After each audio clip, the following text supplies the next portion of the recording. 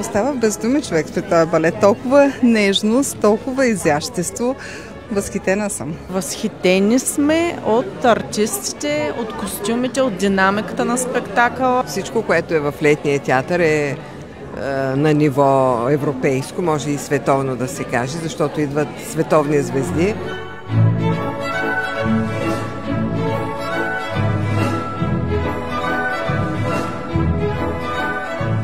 Хореографията е направена прекрасно. Приказка, като приказка.